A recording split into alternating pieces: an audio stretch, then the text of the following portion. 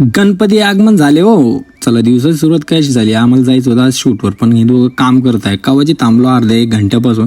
यांचं काही काम तर व्हायना नाही बाबा, खूप टाईम झाला. मग काय मी शूट कॅन्सल करून टाकलं.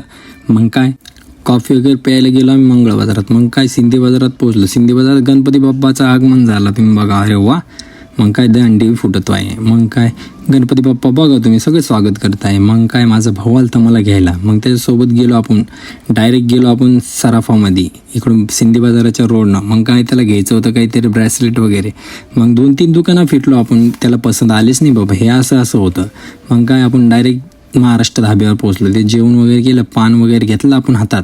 मग पान वगैरे बघा आपण असं पॅकिंग भेटला, खूप थंड होता. खाल्ला वगैरे. मग काय घराकडे निघलो. घरी गेलो, सेटचा फोन आला. मग काय आपण बडी सडकवर असं फिरलो वगैरे. हे शूट वगैरे घ्यायचं होतं आपल्याला, उद्यासाठी घ्यायचं, इथंच यायचं आहे. मग गणपतीची तयारी खूप जोरानं चालू आहे आमच्या इकडं. असं तयारी चालू आहे पुरी बडी सडकवर.